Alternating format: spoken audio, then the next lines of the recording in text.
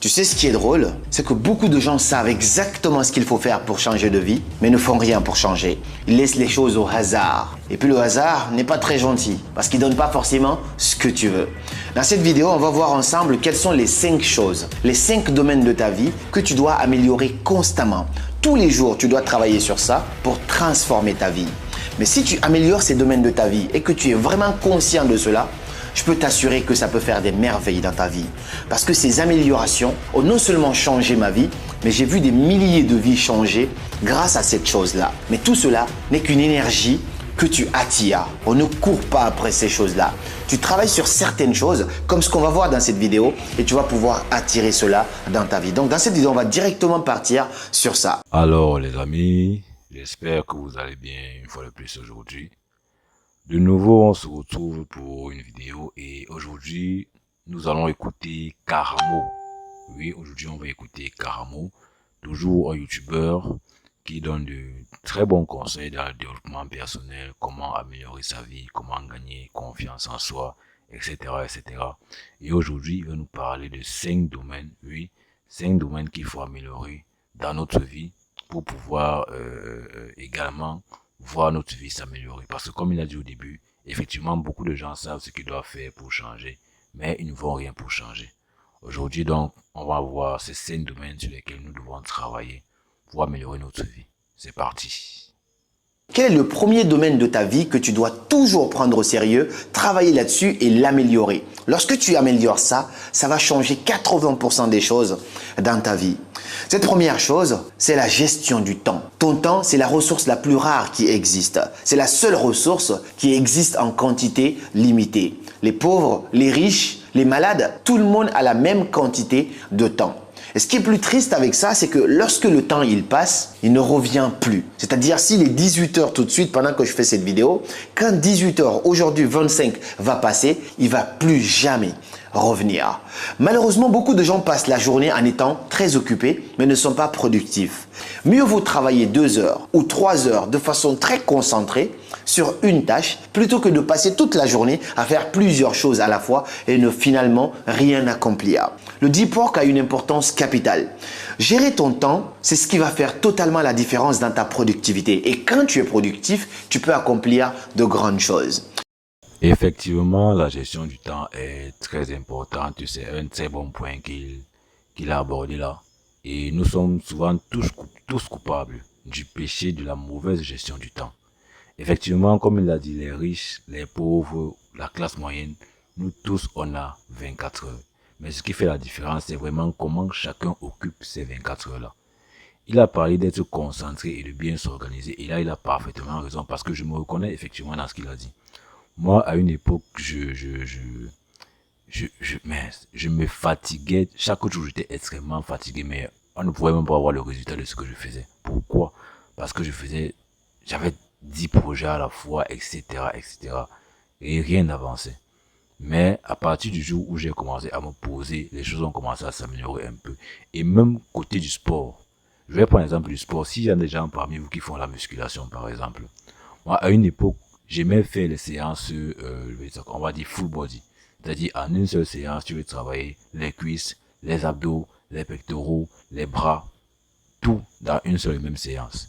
Je faisais ça, vous voyez un peu, les séances étaient longues et fatigantes.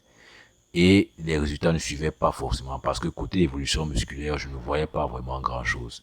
Mais le jour où j'ai décidé de commencer à faire des séances ciblées, c'est-à-dire que telle séance, je fais les cuisses et uniquement les cuisses. Les autres, les abdos et uniquement les abdos.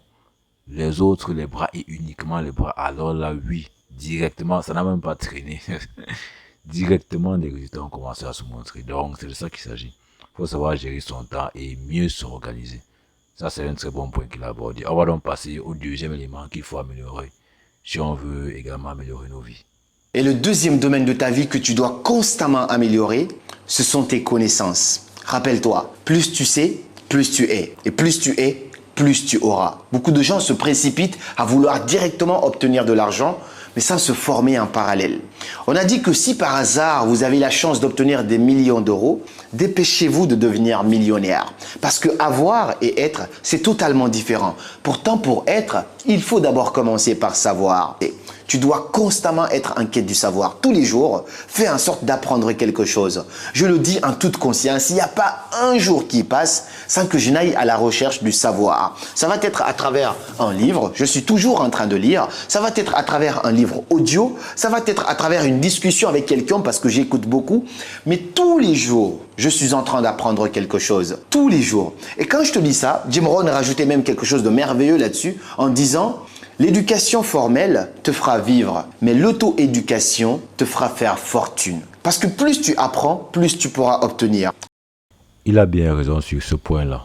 C'est-à-dire, beaucoup de gens veulent gagner de l'argent, mais tu le vois en fait, et tu ne vois pas par quelle compétence ou par quelle connaissance il veut gagner cet argent-là. C'est-à-dire, il veut juste genre, gagner 10 000 euros par mois, mais si tu l'observes, ok, tu veux gagner 10 000 euros par mois, c'est vrai, mais tu veux gagner en faisant quoi? Les gens oublient que pour gagner l'argent, il n'y a pas deux façons honnêtes de gagner l'argent. Le seul moyen de gagner de l'argent, c'est de rendre service à quelqu'un. Et ceci, c'est au travers d'une compétence. Le seul moyen de gagner de l'argent, c'est de résoudre un problème pour quelqu'un. Que ce soit le problème de la famine, que ce soit le problème de l'éducation, que ce soit le problème de l'électricité pour quelqu'un. Le seul moyen honnête de gagner de l'argent, c'est de résoudre un problème pour quelqu'un. Or, pour résoudre un problème pour quelqu'un, tu as besoin de connaissances et de compétences. Donc, plutôt que de courir après l'argent, cours après les connaissances et cours après les compétences. C'est ce que nous devons faire si on veut vraiment gagner l'argent. Et je suis obligé de dire ça parce que, et si vous remarquez bien, toutes les personnes qui veulent donc gagner de l'argent sans passer par ce chemin-là, c'est-à-dire tous ceux qui veulent gagner de l'argent sans résoudre un problème pour les gens, sans passer par les connaissances et les compétences, c'est eux qui deviennent les malfrats, c'est eux qui deviennent les voleurs, c'est eux qui deviennent les détourneurs, etc., etc. Donc, nous voulons tous gagner de l'argent. Et j'estime que si vous suivez cette vidéo-ci, vous voulez gagner de l'argent honnêtement. Je vous informe donc que le seul moyen de gagner de l'argent, c'est en résolvant un problème pour quelqu'un. Et on résout les problèmes des gens, soit avec des connaissances, soit avec des compétences. Donc, au lieu de chercher, de dire qu'on court après l'argent, courons d'abord après les connaissances et après les compétences. Surtout celles dont les gens ont le plus besoin. C'est de ça qu'il s'agit. Donc, c'était un très bon conseil de sa part et on peut passer au troisième point. Le troisième domaine de ta vie que tu dois améliorer constamment, si tu améliores ce domaine, je suis persuadé que c'est juste une question de temps, tu peux acquérir tout ce que tu veux dans ce monde. C'est vraiment l'une des compétences clés aujourd'hui, c'est ta capacité de communiquer, ton art oratoire, ton éloquence. Ça va même au-delà, juste communiquer. Pourquoi je dis ça? La communication est la clé de tout aujourd'hui. Si tu sais communiquer, tu sais avoir de meilleures relations avec quelqu'un. Si tu sais communiquer, tu peux résoudre des problèmes dans ton couple. Si tu sais communiquer, tu peux draguer la femme de tes rêves ou l'homme de tes rêves. Juste avec ton éloquence, si tu sais communiquer, tu peux vendre n'importe quoi à n'importe qui. Communiquer, ça va même au-delà du fait de parler. Il faut aussi aller au-delà de ça. Communiquer, c'est savoir écouter. On en a deux phases dans la communication. La capacité à pouvoir transmettre clairement un message aux gens et aussi la capacité à pouvoir comprendre clairement les gens.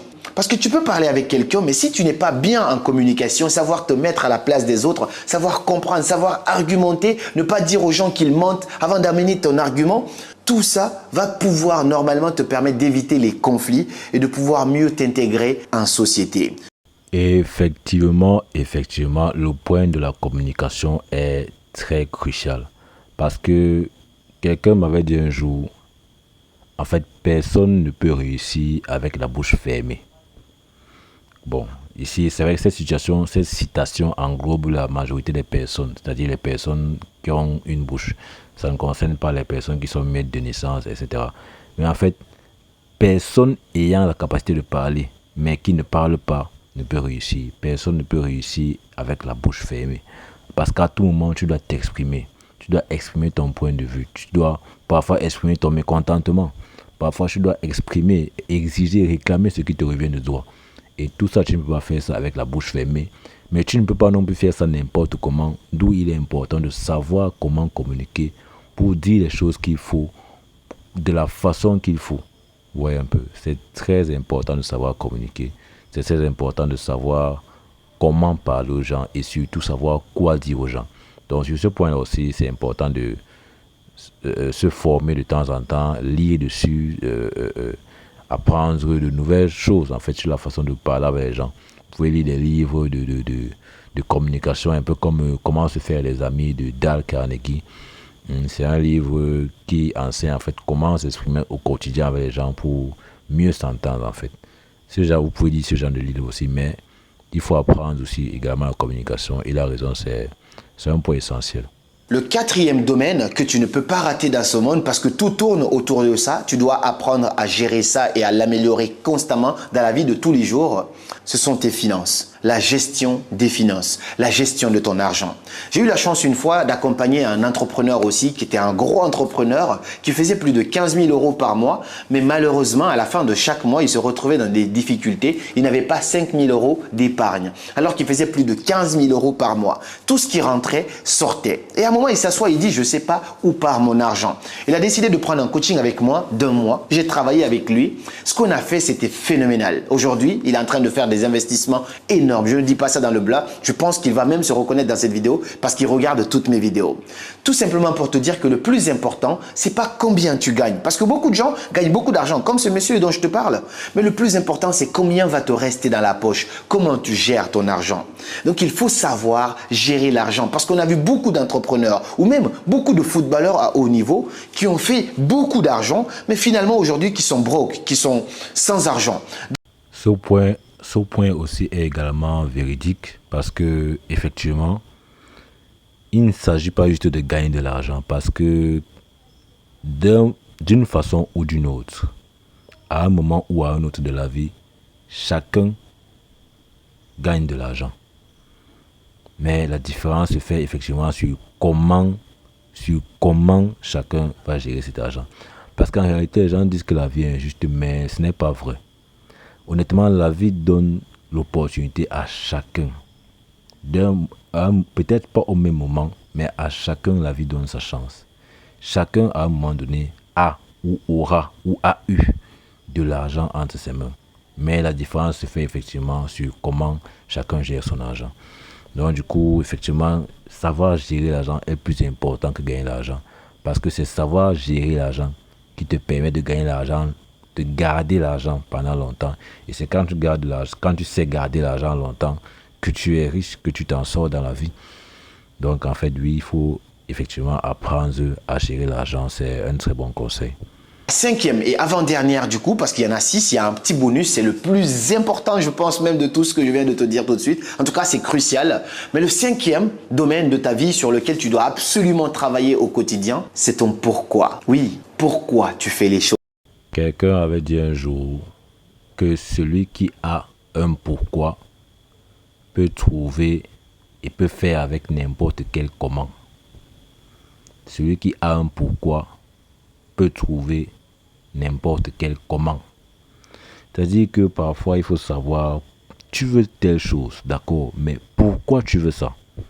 Et le pourquoi est important parce que c'est ton pourquoi qui va te donner la force de traverser les difficultés qui vont se mettre sur ton chemin entre toi et l'objectif que tu vas atteindre. Parce que c'est une règle naturelle qu'il faut savoir. C'est une règle naturelle qu'il faut savoir. Chaque fois que tu vas vouloir faire quelque chose, de façon naturelle, il y a des forces qui doivent se générer pour aller à ton encontre, pour s'opposer à toi de façon naturelle. C'est le positif et le négatif, c'est obligé. C'est obligé. Donc en fait, il ne faut pas prendre ça personnellement, les difficultés ou bien les oppositions qu'on rencontre souvent dans la vie. C'est un principe naturel. C'est un principe naturel. Or, c'est là que le pourquoi intervient donc. Parce que quand tu vas te lever pour faire quelque chose, quand la difficulté va se passer sur ton chemin, à cause de ton pourquoi, si ton pourquoi est véridique, authentique et qui te tient à cœur, tu vas te battre. Oui, tu vas te battre pour traverser l'objectif là. Tu ne vas pas repousser le chemin, tu ne vas pas abandonner. C'est comme si tu as ta mère extrêmement souffrante, malade à la maison. Tu décides que tu vas en route pour acheter les médicaments. Maintenant, arrivé, tu te rends compte que la route est boueuse. Il y a la boue partout. Mais ta maman a besoin de médicaments. Est-ce que tu vas rentrer, tu vas faire le chemin? Non. Parce que ta mère, maintenant, tu vas passer dans la boue là. Tu vas trouver un moyen, en fait, de traverser la boue là. Et tu vas aller à tout prix chercher les médicaments pour ta maman. C'est ça le rôle du pourquoi. C'est le pourquoi qui donne la force, en fait, de traverser les difficultés naturelles qui se dressent sur le chemin de quiconque veut atteindre un objectif. Parce que c'est comme ça. Donc du coup, voilà, c'est un très bon conseil et c'était une très bonne vidéo. Maintenant, je n'ai pas pris la vidéo en entièreté parce que c'est assez long. Tous ceux qui sont intéressés, et je vous conseille, je vous exhorte à aller vous abonner sur la chaîne de Karamo. Vous connaissez certainement tous Karamo, et ceux qui ne connaissent pas peuvent taper dans la barre de recherche YouTube Karamo. Vous pouvez vous abonner à sa chaîne et vous pouvez voir toutes ces vidéos. Il donne de très bons conseils et c'est bénéfique pour tout le monde en fait. Du coup, j'espère que vous avez apprécié la vidéo et n'hésitez pas à dire dans les commentaires qu'est-ce que vous avez pensé de ces conseils qu'il donne. Moi, personnellement, j'ai apprécié et je peux voir comment je peux appliquer ça dans ma vie. Vous, qu'est-ce que vous en pensez? Qu'est-ce que vous en dites?